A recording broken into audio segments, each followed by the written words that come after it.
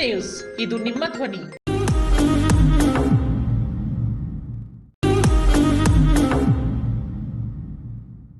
ನಿಮ್ಮ ಮನೆಯ ಪ್ರತಿಯೊಂದು ಅಂಶವನ್ನು ಸ್ಪರ್ಶಿಸುತ್ತಿದೆ.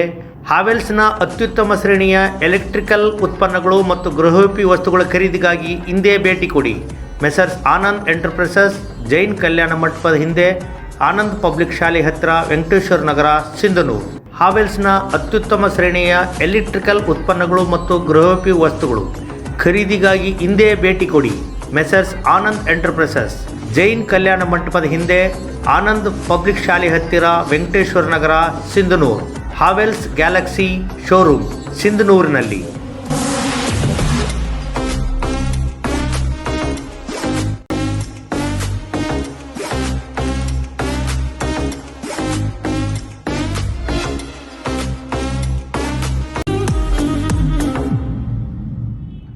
ನಮಸ್ಕಾರ.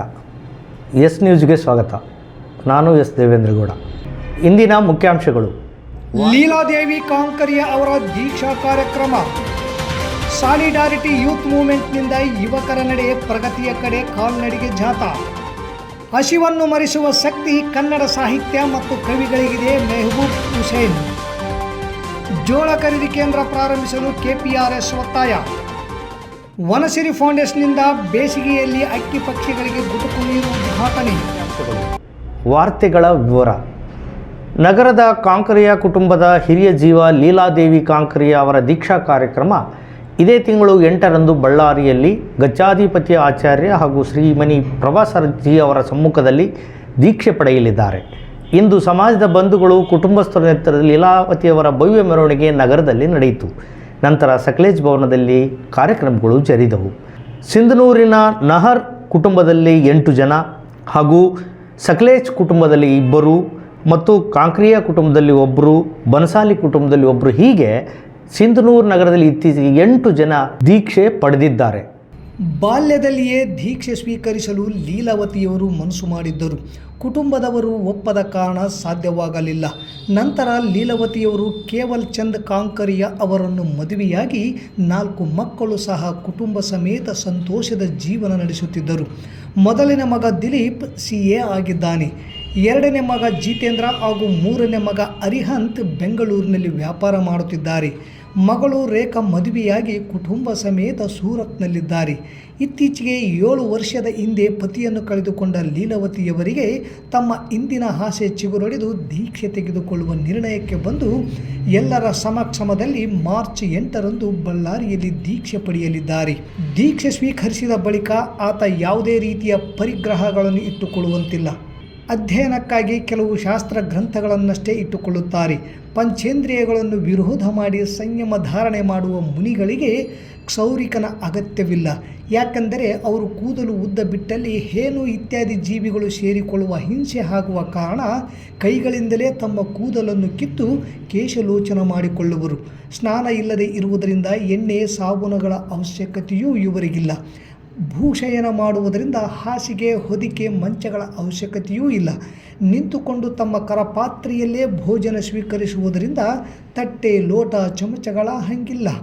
ಉಪ್ಪು ನೀರು ಉಪಯೋಗಿಸಿ ಬೆರಳುಗಳಿಂದಲೇ ಅಲ್ಲುಜ್ಜಿಕೊಳ್ಳುತ್ತಾರೆ. ದಿನಕ್ಕೆ 2 ಸಲ ಭಿಕ್ಷೆ ಬೇಡಿ ಶುದ್ಧ ಸಾತ್ವಿಕ ಆಹಾರ ಸ್ವೀಕರಿಸುವುದು. ಸ್ವೀಕರಿಸುವರು. ಸದಾ ಕಾಲ್ನಡಿಗೆಯಿಂದಲೇ ವಿಹಾರ ಮಾಡುವುದರಿಂದ ವಾಹನದ ಪರಿವೆಯೂ ಇವರಿಗಿಲ್ಲ. ಅಲೋಪತಿ ಮದ್ದು, ಇಂಜೆಕ್ಷನ್ ತೆಗೆದುಕೊಳ್ಳುವುದಿಲ್ಲವಾದುದರಿಂದ ವೈದ್ಯರೂ ಸಹ ಬೇಕಾಗಿಲ್ಲ. ತ್ಯಾಗ ಮತ್ತು ತಪಸ್ಸಿನ ಪ್ರತಿರೂಪವಾಗಿರುವ ಮುನಿಗಳ ಬಗ್ಗೆ ಎಲ್ಲ ಧರ್ಮೀಯರು ತಿಳಿದುಕೊಂಡಲ್ಲಿ ಪರಸ್ಪರ ಸಹನೆ, ಪ್ರೀತಿ, ವಿಶ್ವಾಸದೊಂದಿಗೆ ಶಾಂತಿ ಸಾಮರಸ್ಯದ ಜೀವನ ಸಾಧ್ಯವಾಗಬಹುದು. ದೇಶದ ಜನಸಂಖ್ಯೆಯಲ್ಲಿ ಯುವಕರ ಪಾಲು ಹೆಚ್ಚಿದೆ. ಯುವಕರು ದುಶ್ಚಟಗಳಿಂದ ದೂರ ಇರಬೇಕು. ಆರೋಗ್ಯದ ಕಡೆ ಗಮನ ಹರಿಸಬೇಕು. ಯಾವುದಕ್ಕೂ ಎದೆಗುಂದದೆ ಸ್ವಾವಲಂಬಿ ಬದುಕು ಕಟ್ಟಿಕೊಳ್ಳಬೇಕು ಎಂದು ಸಾಲಿಡಾರಿಟಿ ಯೂತ್ ಮೂವ್ಮೆಂಟ್ನಿಂದ ಹಮ್ಮಿಕೊಂಡಿದ್ದ ಕಾಲ್ನಡಿಗೆ ಜಾಥಾ ಉದ್ಘಾಟಿಸಿದ ಸರ್ಕಲ್ ಇನ್ಸ್ಪೆಕ್ಟರ್ ಅವರು ಮನವಿ ಮಾಡಿದರು. ನಮ್ಮ ದೇಶದಲ್ಲಿ 142 ಕೋಟಿ ಜನಸಂಖ್ಯೆ ಇದ್ದು ಅದರಲ್ಲಿ 67 ಕೋಟಿಯಷ್ಟು ಯುವಕರಿದ್ದಾರೆ. ಪ್ರಪಂಚದಲ್ಲಿ ಅತಿ ಹೆಚ್ಚು ಯುವಕರನ್ನು ತುಂಬಿದ ರಾಷ್ಟ್ರ ಭಾರತವಾಗಿದೆ. ಯುವಕರು ಹಲವಾರು ಸಮಸ್ಯೆ ಮತ್ತು ತೊಂದರೆಗಳಿಗೆ ಸಿಲುಕಿದ್ದಾರೆ. ನಿರುದ್ಯೋಗ, ಬಡತನ, ಮದ್ಯಪಾನ, ಡ್ರಗ್ಸ್ ಹಾಗೂ ಆರೋಗ್ಯದ ಸಮಸ್ಯೆಗಳು ಮತ್ತು ಮಾನಸಿಕ ಒತ್ತಡಗಳಿಗೆ ಒಳಗಾಗುತ್ತಿದ್ದಾರೆ.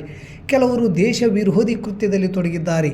ಇಂತಹ ಪರಿಸ್ಥಿತಿಯಲ್ಲಿ ಯುವಕರನ್ನು ಸರಿದಾರಿಗೆ ತರುವ ಕೆಲಸ ಆಗಬೇಕಾಗಿದೆ. ಒಬ್ಬ ಹಿಂದೂ ಯುವಕ ತಪ್ಪು ಮಾಡಿದರೆ ಅದು ಹಿಂದೂ ಯುವಕನ ತಪ್ಪಾಗಿದೆ ಎನ್ನುತ್ತೇವೆ. ಒಬ್ಬ ಮುಸ್ಲಿಂ ಯುವಕ ತಪ್ಪು ಮಾಡಿದರೆ ಅದು ಇಡೀ ಮುಸ್ಲಿಂ ಜನಾಂಗದ ತಪ್ಪೆಂದು ಸಮಾಜದಲ್ಲಿ ತಿಳುವಳಿಕೆ ಮೂಡುತ್ತಿದೆ. ಹೀಗಾಗಿ ಮುಸ್ಲಿಂ ಯುವಕರು ಎಚ್ಚರಿಕೆ ಹೆಜ್ಜೆಯನ್ನು ಇಡಬೇಕಾಗಿದೆ. ಈ ಕುರಿತು ಸಾಲಿಡಾರಿಟಿ ಯೂತ್ ಮೂವ್ಮೆಂಟ್ ಸಿಂಧನೂರು ಘಟಕದ ಕೆಲಸ ಮಾಡಬೇಕಾಗಿದೆ ಎಂದು ಕಾರ್ಯಕ್ರಮದಲ್ಲಿ ಭಾಗವಹಿಸಿದ ಅತಿಥಿಗಳು ಮಾತನಾಡಿದರು. ಅತಿಥಿಗಳಾಗಿ ಡಾಕ್ಟರ್ ನಾಗರಾಜ್ ಕಾಟ್ವಾ, ಜಮಾಅತೆ ಇಸ್ಲಾಮಿ ಹಿಂದ್ ಅಧ್ಯಕ್ಷ ಹುಸೇನ್ ಸಾಬ್, ಸಮುದಾಯದ ಎಸ್ ದೇವೇಂದ್ರಗೌಡ, ಸಾಲಿಡಾರಿಟಿ ಜಿಲ್ಲಾ ಅಧ್ಯಕ್ಷ ಮುರ್ತುಜಾ, SIO ರಾಜ್ಯ ಅಧ್ಯಕ್ಷ ಮೊಹಮ್ಮದ್ ಜೇಸಾನ್ ಭಾಗವಹಿಸಿದ್ದರು. ಭಾನುವಾರದಂದು ಶಹರ ಪೊಲೀಸ್ ಠಾಣೆಯಿಂದ ಪ್ರಾರಂಭವಾದ ಜಾಥಾ ತಾಲೂಕು ಕ್ರೀಡಾಂಗಣದವರೆಗೆ ಯುವಕರ ಕಾಲ್ನಡಿಗೆ ಜಾಥಾ ನಡೆಯಿತು.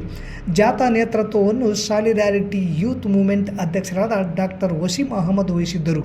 ಜಾಥಾದಲ್ಲಿ ನೂರಾರು ಯುವಕರು ಭಾಗವಹಿಸಿದ್ದರು. ಇವತ್ತೇನು ಸಾಲಿಡಾರಿಟಿ ಯೂತ್ ಮೂವ್ಮೆಂಟ್ ವಾಗ್ದಾನ ಹಮ್ಮಿಕೊಂಡಿದೆ, ನಮ್ಮ ನಡೆ ಪ್ರಗತಿಯ ಕಡೆ.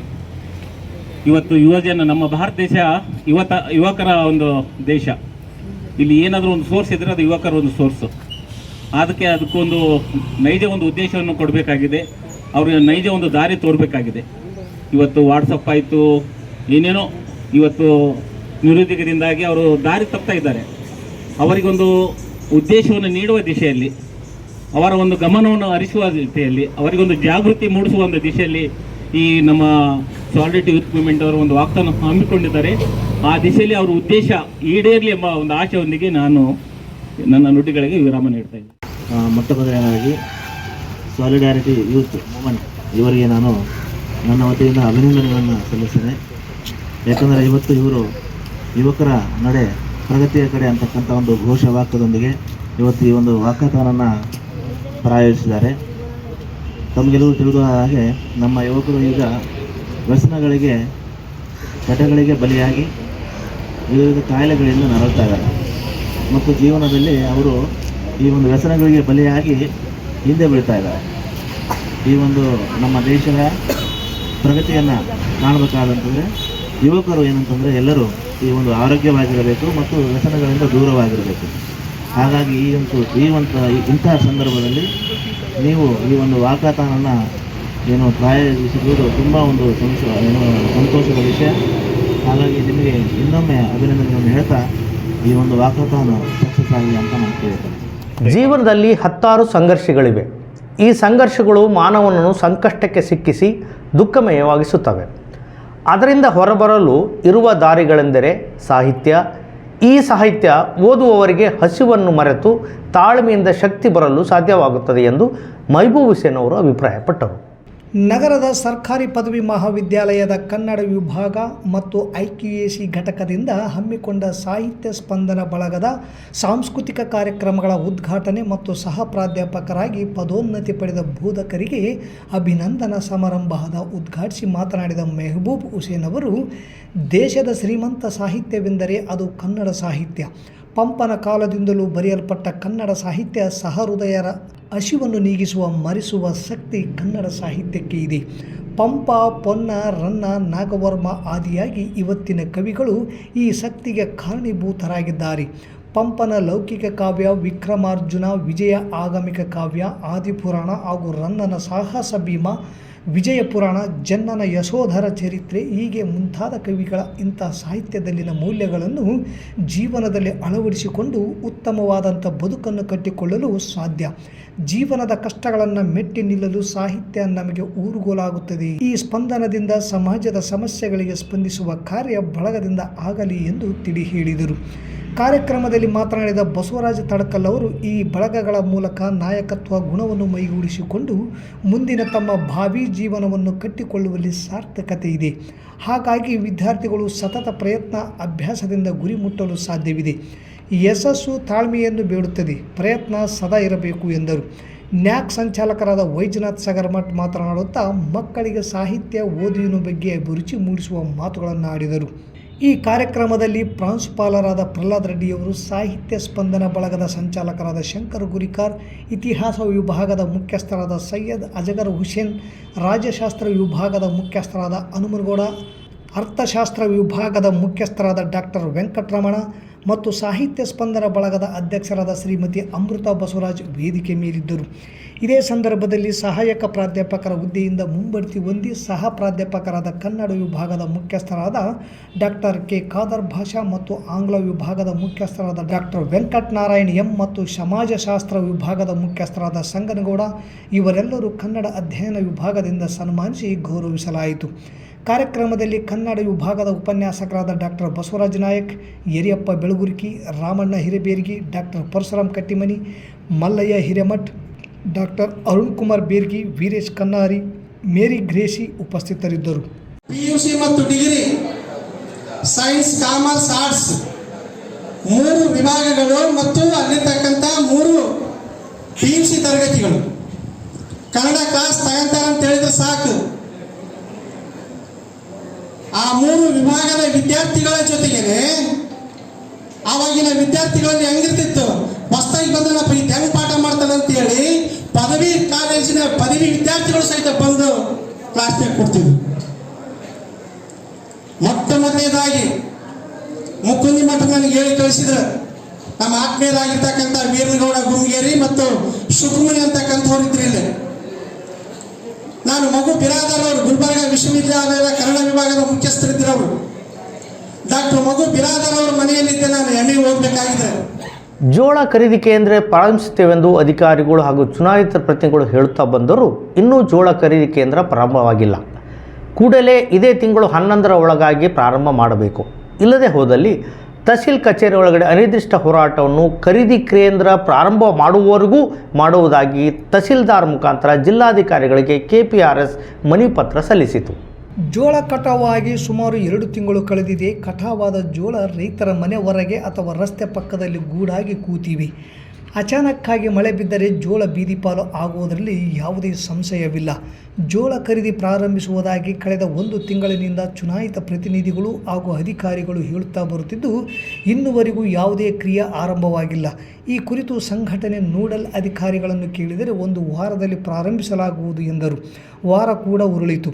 ಕಾರಣ ಸಂಘಟನೆ ಸರ್ಕಾರದ ಹಾಗೂ ಅಧಿಕಾರಿಗಳ ಈ ರೈತ ವಿರೋಧಿ ಧೋರಣೆ ಖಂಡಿಸುತ್ತಾ ಇದೇ ತಿಂಗಳು 11ರ ಒಳಗಾಗಿ ಜೋಳ ಖರೀದಿ ಕೇಂದ್ರ ಸ್ಥಾಪಿಸದೇ ಇದ್ದಲ್ಲಿ 11ರಿಂದ ತಹಸೀಲ್ದಾರ್ ಕಚೇರಿ ಒಳಗೆ ಅನಿರ್ದಿಷ್ಟ ಹೋರಾಟ, ಖರೀದಿ ಕೇಂದ್ರ ಸ್ಥಾಪಿಸುವವರೆಗೂ ಮುಷ್ಕರ ಹಮ್ಮಿಕೊಳ್ಳಲು ನಿರ್ಧರಿಸಲಾಗಿದೆ. ರೈತರ ಕಷ್ಟಗಳನ್ನು ಅಧಿಕಾರಿಗಳು ಹಾಗೂ ಚುನಾಯಿತ ಪ್ರತಿನಿಧಿಗಳು ಅರಿತು ಖರೀದಿ ಕೇಂದ್ರ ಪ್ರಾರಂಭಿಸಲು KPRS ತಾಲೂಕಾ ಸಮಿತಿ ಒತ್ತಾಯಿಸಿದೆ. ಈ ಸಂದರ್ಭದಲ್ಲಿ H. ವಿರೂಪಾಕ್ಷಗೌಡ ಕಲ್ಲೂರು, ಶ್ರೀನಿವಾಸ ರೆಡ್ಡಿ ಮಾವಿನಮಡು, ಬಸವಂತರಾಯಗೌಡ ಕಲ್ಲೂರು, ಚನ್ನಬಸವ ಅಲುಗನೂರು, ಶರಭಣ್ಣ ನಾಗಲಾಪುರ್, M. ಗೋಪಾಲಕೃಷ್ಣ, ಮಹೇಶ್ ಕಂಟೆಪ್ಪ ಮಟ್ಟೂರು, ನಾಗೇಶಗೌಡ ಕಲ್ಲೂರು, ಶ್ರೀನಿವಾಸ್ ರಾಮತ್ನಾಳ್, ಧರ್ಮರಾಜ್ ಕನ್ನಾರಿ, ಶೇಖರ್ ರೆಡ್ಡಿ ಕಲ್ಲೂರು, ಕರಿಯಣ್ಣ ಕಲ್ಲೂರು, ಉಮೇಶ್ ಉದ್ಬಾಳ್, ಬಾಲಾಜಿ ಉದ್ಬಾಳ್ ಸೇರಿದಂತೆ ಅನೇಕ ರೈತರಿದ್ದರು. ರಾಜ್ಯ ಸರ್ಕಾರ ಖರೀದಿ ಕೇಂದ್ರವನ್ನ ಈ 30 ದಿವಸ ಹಿಂದೆನೇ ಪ್ರಾರಂಭ ಮಾಡಬೇಕಾಗಿತ್ತು, ಇನ್ನುವರೆಗೆ ಮಾಡಿಲ್ಲ. ಆದ್ದರಿಂದ ನಮಗೆ ನೋಡಲ್ ಅಧಿಕಾರಿಗಳನ್ನ ಬೇರೆ ಬೇರೆ ಸಂಬಂಧಪಟ್ಟ ಅಧಿಕಾರಿಗಳನ್ನ ಕೇಳಿದರೆ, ಈಗ 15 ದಿವಸದಿಂದ ಕೇಳಿದರೆ ಇಲ್ಲ ಇನ್ನೊಂದು ವಾರದಾಗ ಪ್ರಾರಂಭ ಮಾಡ್ತು ಅಂತ ಹೇಳಿದರು. ಆದರೆ ಇನ್ನುವರೆಗೆ ಪ್ರಾರಂಭ ಮಾಡಿಲ್ಲ. ಅದಕ್ಕೆ ನಮ್ಮ ರೈತ ಸಂಘದ ಕನಿಷ್ಠ 50-60 ಹಳ್ಳಿ ರೈತರು ನಾವು ಜೋಳ ಏನು ಬೆಳಿತೀವಿ ಎಲ್ಲ ರೈತರು ಕೂಡ ಬೂದಿವಾಳು, ಕನ್ನಾರಿ, ಬೆಳಗುರ್ಕಿ, ಒಲಗನೂರು ನಮ್ಮ ತಾಲೂಕಿನ ತುಂಬೆಲ್ಲ ಬೆಳಿತೀವಿ. ಎಲ್ಲ ರೈತರು ಒಂದು ವೇಳೆ ಖರೀದಿ ಕೇಂದ್ರವನ್ನು ಸ್ಥಾಪನೆ ಇನ್ನೊಂದು ವಾರದೊಳಗೆ ಸ್ಥಾಪನೆ ಮಾಡದೇ ಇದ್ದರೆ ನಾವು ಇದೇ ತಿಂಗಳ 14ನೇ ತಾರೀಕಿನಿಂದ ಇಲ್ಲಿ ತಹಸೀಲ್ ಆಫೀಸು ಗೇಟಿನ ಮುಂದೆನೇ ಮತ್ತು ಮುಂದಲ್ಲ ಇಲ್ಲೇ ನಾವು ಅಹೋರಾತ್ರಿಯನ್ನು ಧರಣಿ ಸತ್ಯಾಗ್ರಹ ಕುಂದ್ರಕ್ಕೆ ನಾವು ತಯಾರಿಗಳನ್ನು ನಡೆಸ್ತಾ ಇದ್ದೀವಿ. ಇದಕ್ಕೆ ಈ ಒಂದು ಕೆಲಸಕ್ಕೆ ಅಧಿಕಾರಿಗಳು ಮತ್ತು ಸರ್ಕಾರ ನಮಗೆ ಅವಕಾಶ ಮಾಡಿ ಕೊಡಬಾರದು.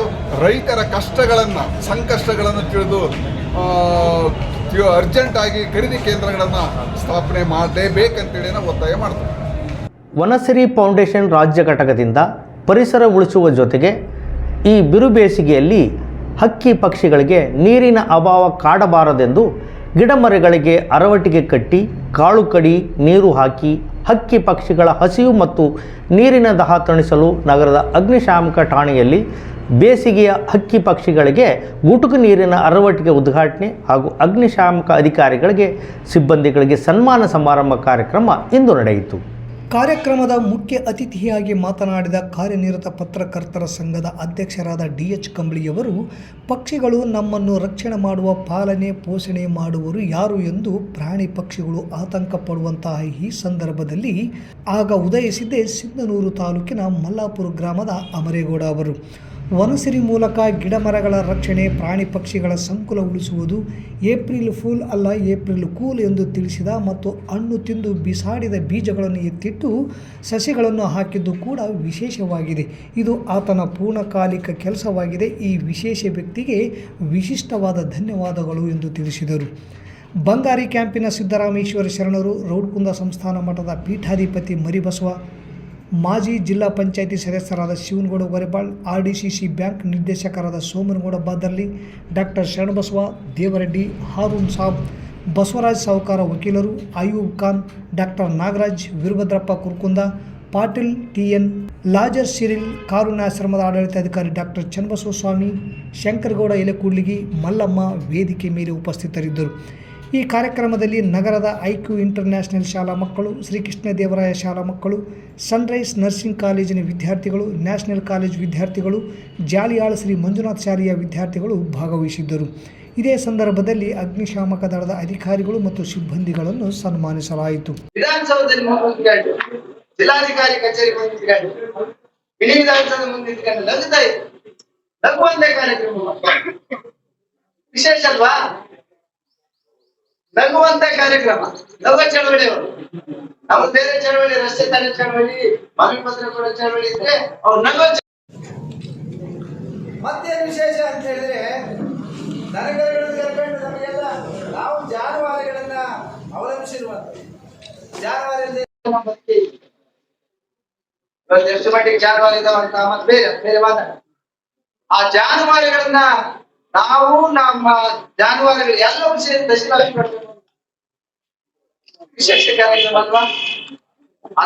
ಅದೇ ರೀತಿ ನಮ್ಮ ಅಮರೇಗೌಡರು ವಿಶೇಷ ಏನಂದ್ರೆ, ನೀವು ಏಪ್ರಿಲ್ ಫೂಲ್ ಮಾಡ್ತಾ ಇದ್ರಲ್ಲ, ನಾನು ಏಪ್ರಿಲ್ ಫೂಲ್ ಮಾಡ್ತೀನಿ ಅಂತ ಹೇಳಿ. ಮತ್ತೊಮ್ಮೆ ಮುಖ್ಯಾಂಶಗಳು. ಲೀಲಾದೇವಿ ಕಾಂಕರಿಯ ಅವರ ದೀಕ್ಷಾ ಕಾರ್ಯಕ್ರಮ. ಸಾಲಿಡಾರಿಟಿ ಯೂತ್ ಮೂವ್ಮೆಂಟ್ನಿಂದ ಯುವಕರ ನಡೆ ಪ್ರಗತಿಯ ಕಡೆ ಕಾಲ್ನಡಿಗೆ ಜಾಥಾ. ಹಸಿವನ್ನು ಮರೆಸುವ ಶಕ್ತಿ ಕನ್ನಡ ಸಾಹಿತ್ಯ ಮತ್ತು ಕವಿಗಳಿಗಿದೆ, ಮೆಹಬೂಬ್ ಹುಸೇನ್. ಜೋಳ ಖರೀದಿ ಕೇಂದ್ರ ಪ್ರಾರಂಭಿಸಲು KPRS ಒತ್ತಾಯ. ವನಸಿರಿ ಫೌಂಡೇಶನ್ನಿಂದ ಬೇಸಿಗೆಯಲ್ಲಿ ಅಕ್ಕಿ ಪಕ್ಷಿಗಳಿಗೆ ಗುಟುಕು ನೀರು ಉದ್ಘಾಟನೆ. ಪ್ರಭಾಕರ್ ಚಿಣಿ ಕೊಪ್ಪಳ ಕ್ಷೇತ್ರದ BJP MP ಟಿಕೆಟ್ ಆಕಾಂಕ್ಷಿ. ಸಣ್ಣ ನೀರಾವರಿ ಇಲಾಖೆಯ ನಿವೃತ್ತ ಕಾರ್ಯದರ್ಶಿ OBC ನಾಯಕ ಪ್ರಭಾಕರ್ ಚಿಣಿಯವರು ಕೊಪ್ಪಳ MP ಟಿಕೆಟ್ ಆಕಾಂಕ್ಷಿಯಾಗಿದ್ದಾರೆ.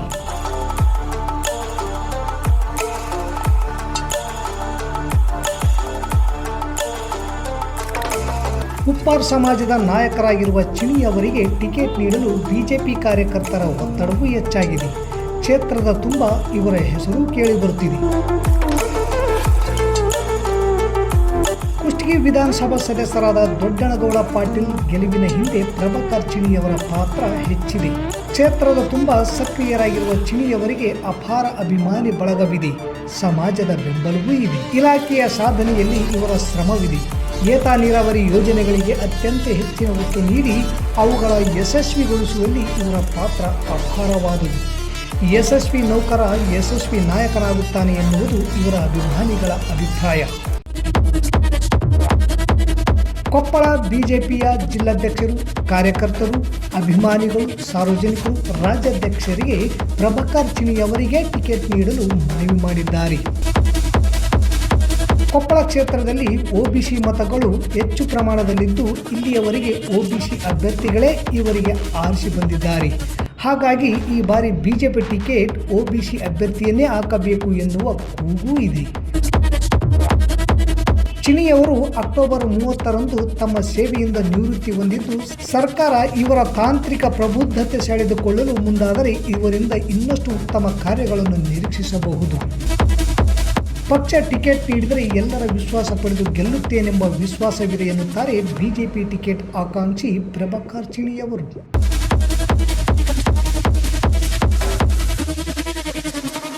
ಧನ್ಯವಾದಗಳು. ಇಲ್ಲಿಗೆ ವಾರ್ತಾ ಪ್ರಸಾರ ಮುಕ್ತಾಯವಾಯಿತು. ನಿರಂತರ ಸುದ್ದಿಗಾಗಿ ವೀಕ್ಷಿಸಿ ಎಸ್ ನ್ಯೂಸ್. ಇದು ನಿಮ್ಮ ಧ್ವನಿ. ನಮಸ್ಕಾರ.